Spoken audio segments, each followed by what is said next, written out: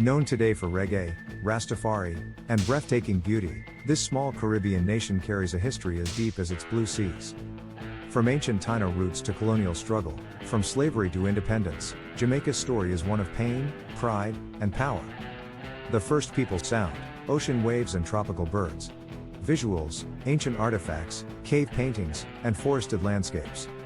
Long before Europeans ever set foot on its shores, Jamaica was home to the Taino, an Arawakan people who arrived from South America around 600 CE.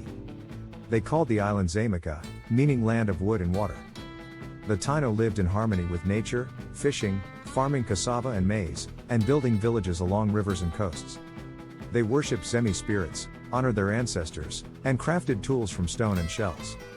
When the Spanish arrived, the Taino population was estimated at around 60,000 people. But within decades, their world would be destroyed. The Spanish invasion music shifts darker. Sounds of ship sails, clashing swords, and church bells. In 1494, Christopher Columbus landed on Jamaica during his second voyage to the New World. By 1509, the Spanish had claimed the island for their empire. They enslaved the Taino, forcing them to work on plantations and in gold mines. Disease, violence, and harsh labor wiped out nearly the entire native population within a century.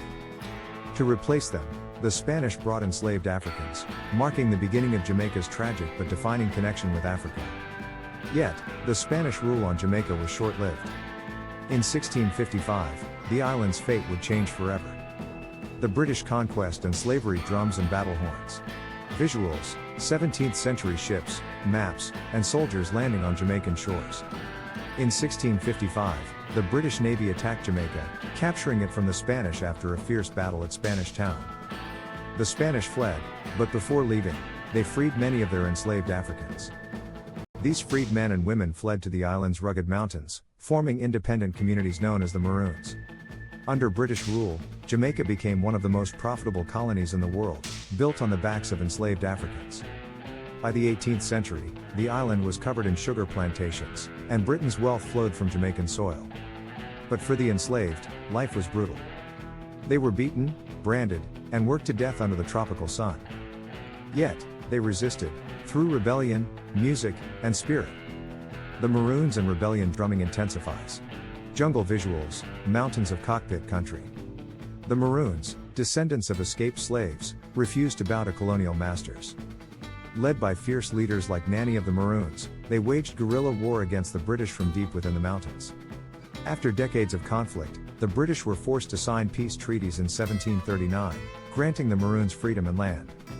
Nanny remains one of Jamaica's most beloved national heroes, a symbol of resistance and female power. Throughout the 18th and 19th centuries, enslaved Africans continued to rise up. The Taki Rebellion of 1760, led by an Akan chief from Africa, shook the colony.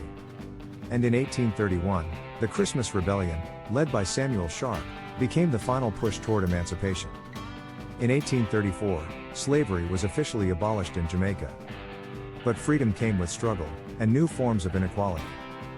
Post-slavery and cultural rebirth, gentle reggae rhythm fades in. Visuals, farmers, towns, churches, and festivals.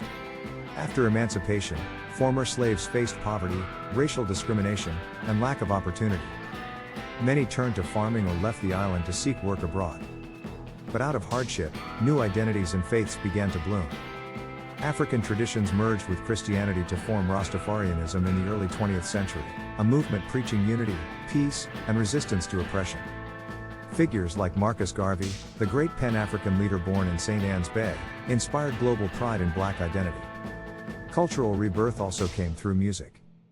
From mento to ska, then rocksteady, and finally reggae, Jamaican sound became a global language of freedom.